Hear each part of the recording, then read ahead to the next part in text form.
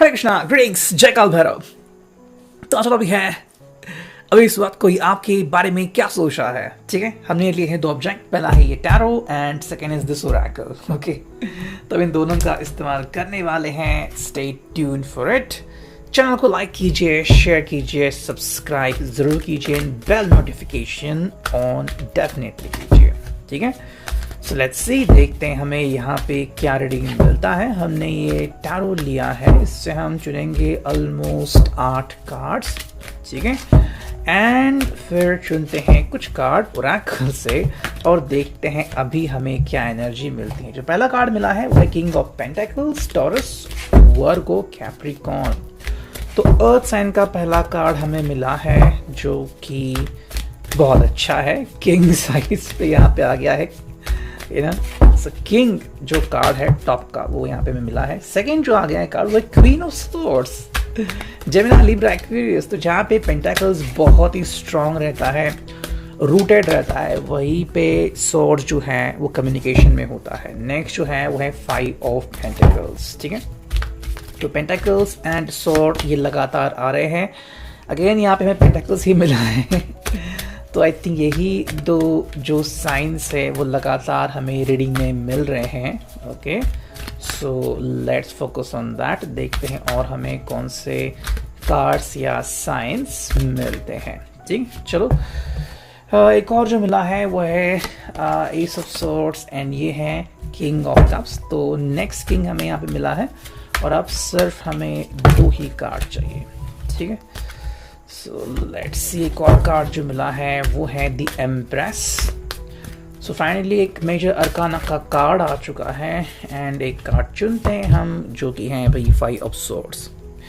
तो बेसिकली अगर हम कार्ड्स को देखते हैं तो यहाँ पे साइंस जो आ गए हैं वो है पेंटाकल्स हैं, स्वॉर्ड्स हैं एंड कप्स है। ठीक है, इनकी वॉन्ड्स एरीज, लियो, सैज मिसिंग है। बाकी 9 साइन तो यहाँ पे आ चुके हैं, प्लस एक जो मेजर अरकाना का कार्ड है वो है दी एम्प्रेस। ठीक है, सो लेट्स कनेक्ट। अगर हम इस रीडिंग को देखते हैं तो ये व्यक्ति जो है वो कहीं ना कहीं ये पर्सन कुछ ऐसे फील कर रहा है, फिर कुछ ऐसे सोच रहा है कि कहीं ना कहीं ये आपसे जुदा ना हो जाए या फिर आप उनकी किसी बात का बुरा ना मान ले।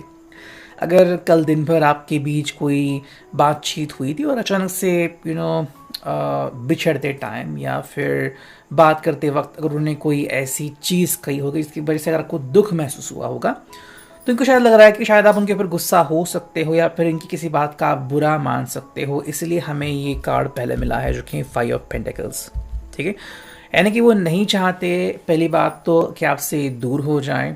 ठीक है, यानी कि जुदाई का गम यहाँ पे हमें महसूस हो सकता है। अगर वो मान लो काफ़ी दिनों से आपसे मिलना चाहते थे, आप मिल गए, आप वापस जा रहे हैं, तो वो एक चीज़ हो सकती है। या फिर कहीं ना कहीं आपने बुरा मान लिया इनके किसी बात का, जज्बात का, तो फिर इनको बुरा लग सकता है।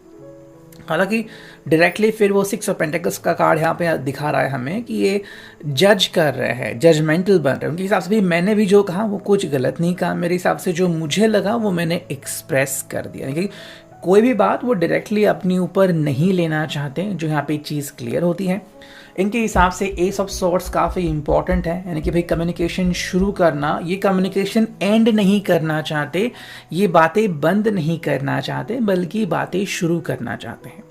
हाँ, यहाँ पे एक और चीज़ आती है, या तो आपने बहुत दिनों बाद एक दूसरे से बात की है इसलिए एज का कार्ड यहाँ पे आ चुका है, या फिर आपको पता लग गया है कि यार किसी से बात कर रहे हैं, कोई और भी है जिससे व्यक्ति बात कर रहा है, आपको वो व्यक्ति सिर्फ उनका फ्रेंड है या फिर हमनशी हैं, जो भी हैं, या आप उसके बारे में सोच सकते हो। क्वीन ऑफ स्वॉर्ड्स यहाँ पे, तो ये एक जो सिचुएशन है या फिर ये जो पर्सन है ये कौन है, ये भी तलाशना काफ़ी इंपॉर्टेंट है। कई बार ऐसा होता है कि हम किसी को ज़्यादा रिस्पेक्ट देते हैं और बदले में वो व्यक्ति भी हमें रिस्पेक्ट देता है। तो अगर हम इन दोनों कार्ड्स को देखें जो साथ साथ हैं, king of pentacles and queen of swords, लेकिन यहाँ पे थोड़े से डिफरेंसेस दिखते हैं। पेंटाकल्स का कार्ड जो होता है वो बहुत ही स्ट्रांग होता है, रूटेड होता है, यानी कि उसके मोरल बहुत हाई होते हैं।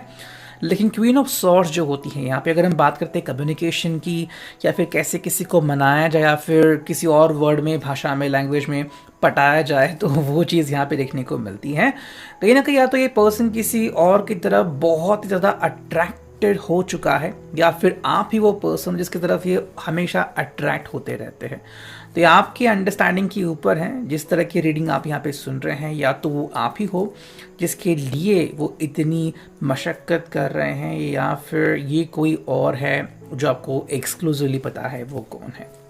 किंग ऑफ कप्स की एनर्जी है यहाँ पे। तो अगर हम बात करते हैं इस पर्सन की, तो वो भी एनर्जी हमें महसूस होती है यहाँ पे।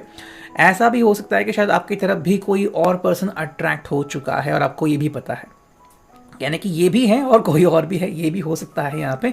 ये इतनी सारी चीज़ें क्यों आ गई हैं? बिकॉज आई थिंक लगातार हम जो रीडिंग कर रहे थे उसमें व्हील ऑफ फॉर्चून का भी कार्ड आ गया था, और यहाँ पे एक और कार्ड आ गया है जो कि है दी एम्प्रेस। अगर हम एम्प्रेस को देखें तो ये टेबल चेंजिंग कार्ड होता है, यानी कि भाई सडनली आप इस कार्ड के थ्रू किसी के भी दिल और इमोशन को जज कर सकते हो।